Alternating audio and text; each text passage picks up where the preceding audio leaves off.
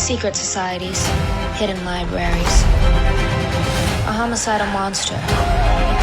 What other surprises are in store? Come on, let's roll!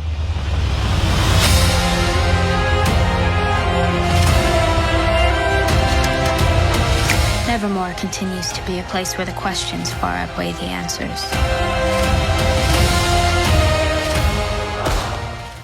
Hi my bookworm friends, I hope you're all doing well. Actually, this video is going to be very interesting because today, as you can see, I am just like Enid from Wednesday, which I have binged on Netflix this week, and I was planning to make a book recommendation based on Wednesday Addams, and then I decided to dress up like Wednesday. Then I really loved her outfits. She just made me fall in love with black aesthetic again. But then I had an epiphany, and I realized that who knew and understood Wednesday Addams better than her best friend and roomie. And that's why today I'm dressed like a human form of unicorn, because Enid is one of my favorite characters from the series, because she is very colorful, very optimistic, very vibrant, literally opposite to what we see in Wednesday's personality. She is always very whimsical, and in a good way she's weird. And also when it comes to looking at the world, she's almost a cynic, and she is devoid of mushy human emotions. Actually, she's not devoid of emotion. She has a difficulty expressing them. I know I'm stubborn, single-minded, and obsessive, but those are all traits of great writers. And serial killers. But she really cares about her friends and her family. She just doesn't like to show that to others. My personality varies from Wednesday to Enid. I mean, in a day, I can wake up like Enid. I can feel like everything is going to be very good, and I'm feeling super energetic. I'm going to do everything with a big smile, and when the day ends, I am feeling like Wednesday. I have lost all faith in humanity. So this is going to be really fun, because I have curated a pile where I am going to talk about all the books which goes really well with the theme of the show. So here I have curated all the books that go really well with the theme of the series, and also with the character of Wednesday. I mean, her character reminded of some of the best books I have read, and some of the most favorite books of mine. And I was really waiting to make this video, because I think all the friends out there who really love the show, who binged Wednesday, are dying to read something that is going to remind them of their beloved Wednesday. So let me show you the stack, because it's really huge.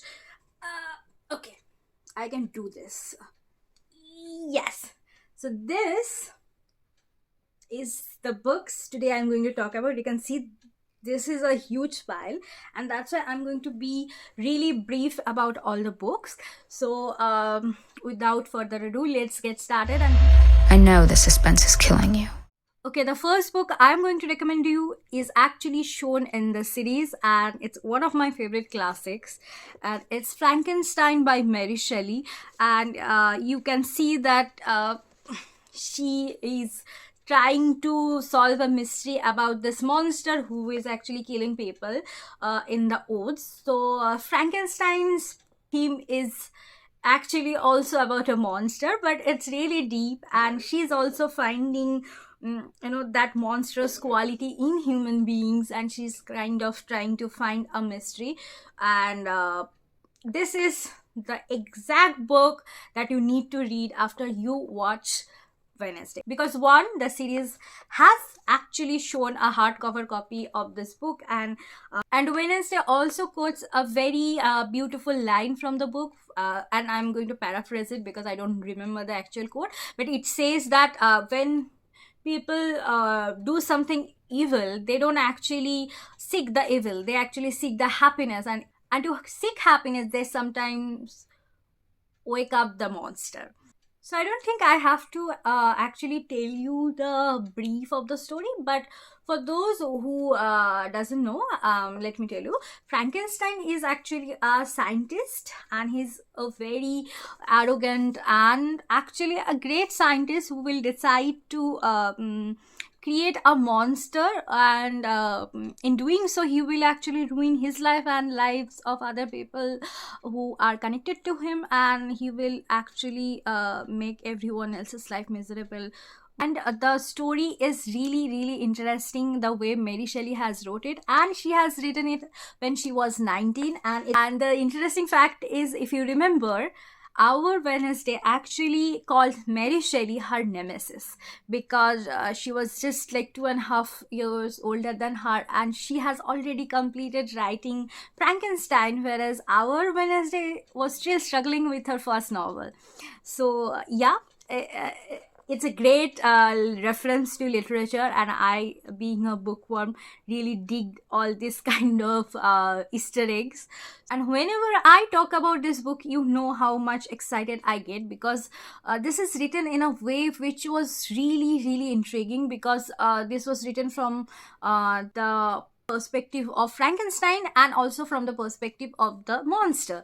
So you really get to see the psyche of both the characters, and you see the same story from different point of view, different perspective. And it's really, really amazing the way she has carried this narrative through other narrators. I loved it. So first recommendation, definitely has to be Frankenstein, otherwise it will be a crime. The second book is a poetry collection. It's Christina Rossetti's Goblin Market, and this Penguin Little Black classic is number 53. You can buy it separately, or you can buy 80 book set, which is available on Amazon. I will provide you the link in my description. So this book is about two sisters, and they actually live by themselves, and they are surrounded by really harmful goblins.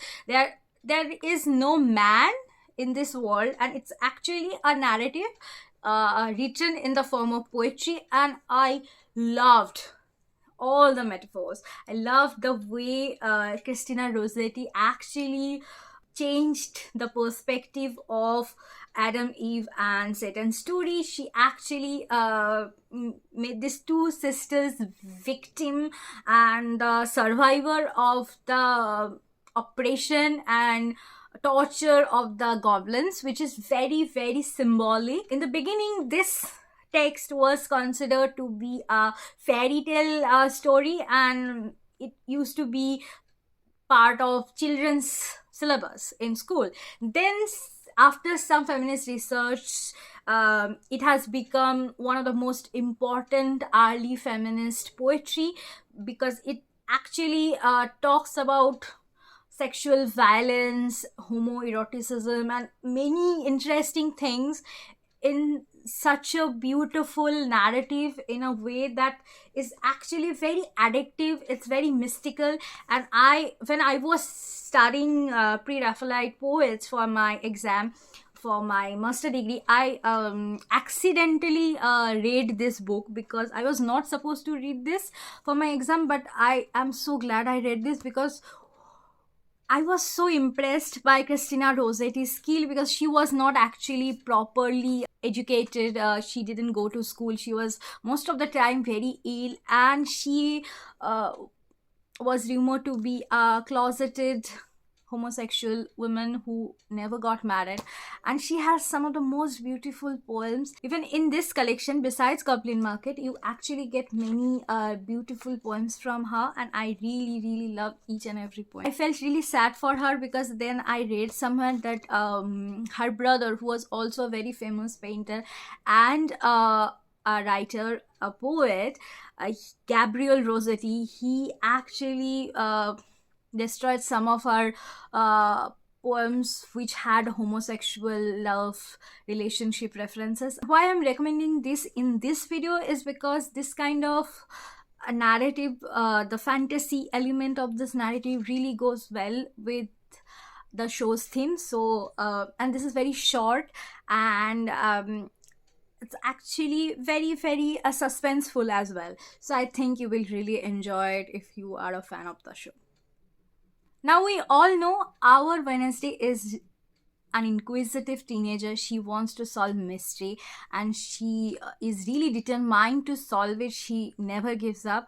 And I'm going to recommend you a short story collection by Agatha Christie. It's called Midwinter Murder, and it is a collection created by HarperCollins, and it is perfect for this winter, and it is perfect for the people who actually enjoy the way Wednesday tried to solve the case. So this has many short stories which, you know, have famous Agatha Christie characters like Poirot, Miss Marple, Tommy Tuppence, and Mr. Queen, and many other, Peter Pine investigators who are not as glamorous as Poirot. So you get to meet them all here.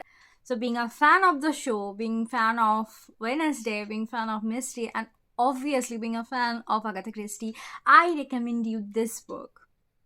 And now I'm going to recommend you a play by none other than William Shakespeare. It's Hamlet, and I have finished reading Hamlet this summer, and yes, it took some time and it was worth it. It's by far the most intriguing play I have ever read, and it's just so beautiful the way he has used all the gothic elements. So if I have to suggest Wednesday Addams any Shakespearean play, I would definitely suggest her Hamlet. Well, think about the time when she actually suggested the sheriff that he should start believing in ghosts. And guess what? Hamlet start with the reference of a ghost, the father of Hamlet, whom the gods saw and who has just died. And Hamlet is very upset. His mother got married to his uncle, and nobody is actually mourning his father, and he is very angry. And then the ghost of his father will come to meet him and tell him some gruesome truth. So this is really intriguing. The way it starts, the moment it starts, you are hooked. And also, if you have any problem reading Shakespeare, I know sometimes Shakespeare can be daunting, and it is actually not easy for me, I won't lie. So I would suggest you to buy the Arden edition. Here you get all the notes under the text. And also, if you are reading Shakespeare for the first time, and if you are really accustomed in reading the modern English, I would suggest you to buy No Fear Shakespeare. It's from Spark Notes, and buy that book. That will provide you the original text and also the modern English translation of the text. So you get on the left side the original text, which is actually written by Shakespeare, and in the right side you get the modern text, which will be easier to comprehend. So there is actually literally no fear. So actually there is no reason to fear Shakespeare and the monster in the woods. Now for the horror lovers, I have just finished reading We Have Always Lived in the Castle by Shirley Jackson, and I have included this book in my other video. This is a really, really interesting book. And why I am suggesting this book, because from the very first shot when we meet Wednesday, we see her as a very different teenager. And not to give you any spoilers, but I don't think this will be counted as spoilers, because in the introduction scene, when we actually meet her, we get to see her taking down a bunch of bullies in the swimming pool who tried to bully her innocent brother, and we get to see her how badass she was, and she was absolutely merciless, devoid of any kind of empathy. She was straight up badass. That's the word for her.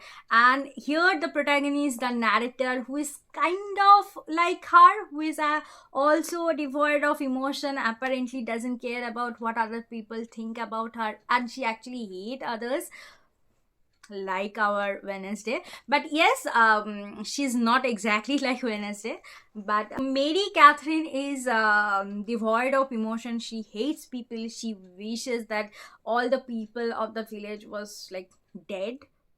So apparently she is this merciless person, but we get to see her, and she's kind of a derailed and unreliable narrator, I would say. And she lives with her elder sister, and they live in a castle apparently, because she calls their house castle. And all the other family members were dead, and her elder sister, Constance, was actually accused of murdering them. So from there, the mystery starts happening. This is the first time me reading Shirley Jackson, and the gothic vibe of it, the darkness, and Mary's weirdness, Mary's that straight poker face all the time, definitely remind me of Wednesday. Now, another collection of weird tales, if you really love like horror, mystery, weird, gothic, supernatural tales, I have a mixture of everything here. If you're someone who cannot read like big novels, and if you're looking for like a suggestion where you get to read short stories, I have a beautiful collection of short stories. It's a collection of Roald Dahl, the collected short stories by Roald Dahl. This is from Penguin, and I love this book cover. This says the absolute master of the twist in the tale. It's commented by the Observer, and they are absolutely right. Each and every tale is so twisted, and it has a very sinister tone to it. I mean, you have to read it. It's very weird, and very good weird, the kind of weirdness we enjoy in horrors and mystery and supernatural tales. And every story has an unexpected twist, and that will definitely blow your mind. And it's very, very atmospheric. It's very different from his children's book, which are really innocent. And before discovering this book, I thought he wrote only children's books, and then I found this book and I was like, oh my god, he is sinister. And talking about sinister, Wednesday would really enjoy this collection, I think. If I can just gift her this, or I think she will gift me this, because this goes with her vibe. Now I'm going to suggest you an obvious book, and which is Harry Potter. Why it's obvious? You know why it's obvious, right? The moment we see all the special children, all the special teenagers who have the special powers, who are very different from the normal people, whom they actually call normies, who are called in Harry Potter universe the Muggles. And basically they go to the school where they can embrace their power, they can know how to utilize it, and also they can be accepted in the society, and they can learn. So really it reminded me of Hogwarts. And if you are a fantasy fan, and if you haven't read Harry Potter yet, what are you doing here? Read it. Read the series. Finish the series first. This is the best feeling in the world. I would do anything to read Harry Potter again for the first time. Other than the institute where the so-called outcast children can be taught, as we see in Harry Potter's world, witches and wizards who are born with the power to do magics, they are invited to Hogwarts to carry on their studies. There is nothing common between Wednesday and Harry Potter, but yes, if you love this kind of special school where people get to embrace their powers and the power of something supernatural, like there are vampires, there are sirens, there are psychics and all. So yes, that's why. Only for the people who hated their regular school life and always wanted to go to Hogwarts or any kind of magical school. I'd actually, I used to think that I would definitely choose Hogwarts, but yes, I can settle with Nevermore also. That's also interesting. And yeah, it has mystery, it is dark, It has this cool black blue palette, which I really loved. And how can I forget the principal? I mean, she is blonde, she is uptight, she hates any kind of violation of laws and rules and regulations. She's all about protecting the reputation of Nevermore. Yes, you get me. She reminded me of Dolores Umbridge. So, another similarity. I have another poetry collection suggestion for you. As I was talking to you earlier, I mentioned that Wednesday is very cynic sometimes, and she has this practical view of the world, and she actually sees through the world. She sees the darkness of the world. And I'm going to recommend you Songs of Innocence and Experience if you have actually liked the quality in her. And actually, I was feeling a kind of pity for her, because in this young age she is aware of the darkness of the world. And this is actually divided in two parts. In the first part, in the Songs of Innocence, you read all the poems which are very innocent. There are poems on really innocent things like lambs and children and nursery songs, and these poems are really innocent. They are really positive poems, and they're free from any kind of violence or dark truth of the world. And when we go to the next part of the book, which is the Songs of Experience, it's exactly the opposite what was written in the first chapter or the first part. All these poems belonging to the experience part are dark and actually tells you and reminds you of the darkness of the world. And these poems are really depressing, and I think this is a kind of a collection that you would suggest Enid and Wednesday, both of them, because the first part goes well with Enid's personality, and the second part will definitely impress Wednesday, and she will agree with all the depressing views, because that's how she sees the world. And it's sad, but it's beautiful. William Blake is one of my favorite poets of all time, because there's something that that deeply affects me whenever I read William Blake's poetry. And this is a very beautiful cloth-bound collection by Penguin. And you also get all the paintings done by William Blake, and these paintings are beautiful.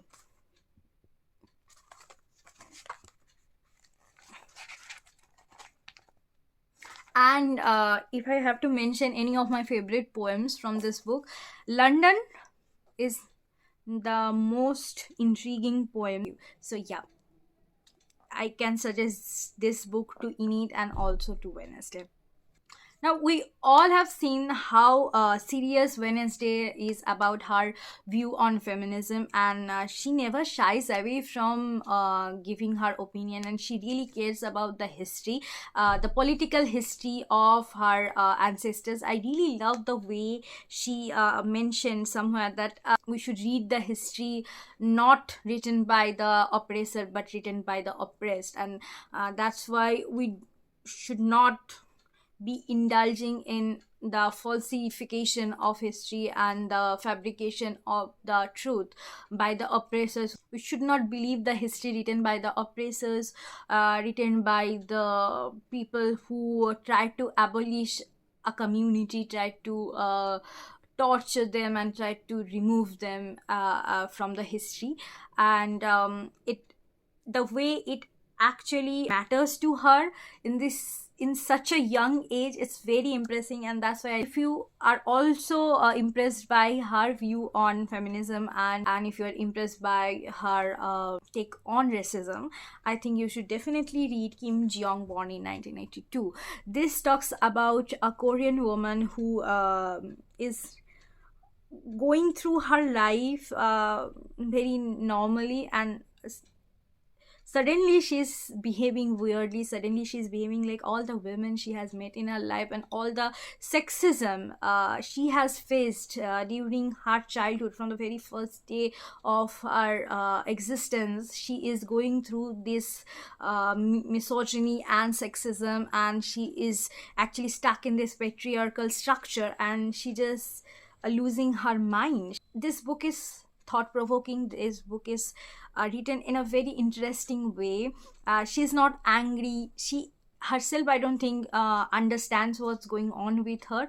Slowly, the way her past unfolds to the readers, we get to see the way she suffered, who was actually apparently living a very happy normal family life, has gone through so much. And it's so common in Asian countries, and I think it's so common in the world, actually, not specifically in Korea or in Asian countries, because this book connected to everyone worldwide for a reason. And I think the matters and the issues talked in this book is really handled very delicately through the eyes of a narrator who is not aware of the sexism and who is not actively participating in changing anything. She is just fed up, and it has affected her psychologically. So I think this book is really brilliant, and this is a beautiful feminist literature, and Wednesday would have enjoyed this novel. I think she would definitely be inspired and would definitely consider this as a brilliant book. And this made me question the inequality we see on a daily basis in our life, which is so unfair that it just made me sad.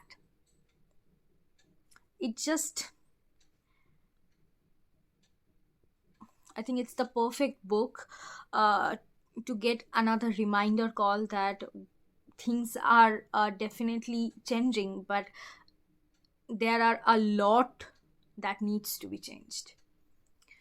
I will end this video on a happy note.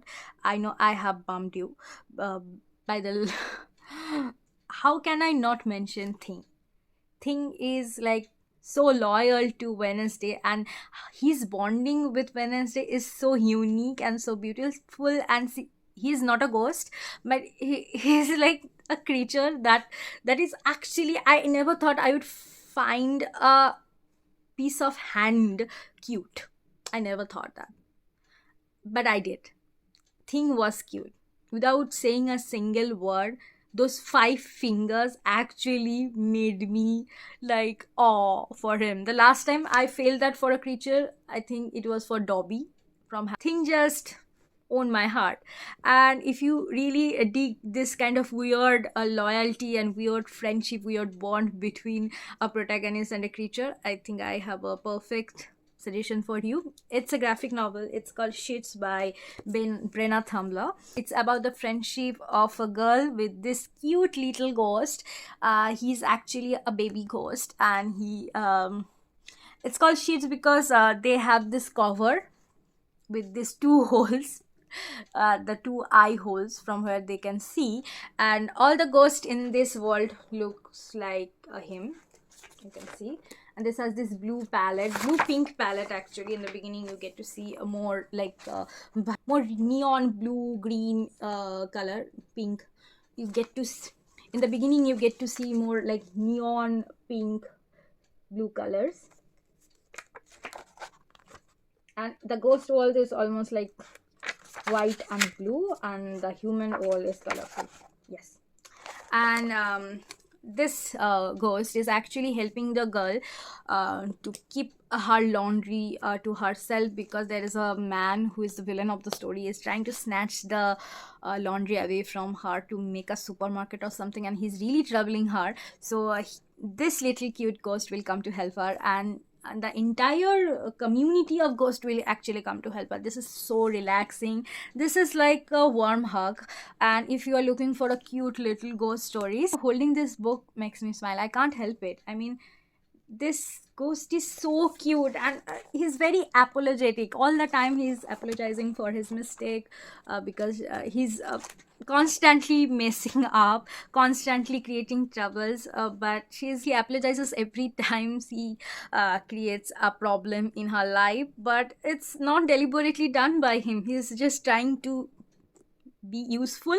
It is so similar to the incident where in the Chambers of Secret, Dobby was trying to make sure Harry Potter is safe, and he was actually creating more troubles in his life. So this bond is also similar, and Thing also sometimes actually creates problems because Thing thinks it's good for Wednesday, and which I find really cute because he really wants her to open up, to have a normal life, to date cute boys, and to chill actually for sometimes. And she is so adamant, so stubborn, and she hates it when he interrupts with her life, but she also knows how much he cares about her. So if you really love this bonding, you should definitely enjoy Shades. So guys, these are all the books that I thought you would enjoy if you have loved Wednesday on Netflix. If you haven't watched it yet, please watch it soon because it's so entertaining, it's worth your time, and it's perfect for this upcoming winter season. And if you are missing the show, I hope this video will be a comforting hug to you, because I am sending a virtual hug to all the book lovers and all the people who enjoyed Wednesday. I can't wait to see more about the Addams family. I haven't read much about them or watched older series or old movies on them. So yeah, I'm really invested in this universe, in this world, and I think these books will actually help you to miss them less. And I will come back with new videos. Please stay tuned, stay healthy, and read more and more and more books. I will see you soon. Bye bye. I act as if I don't care if people dislike me. Deep down, I actually enjoy it.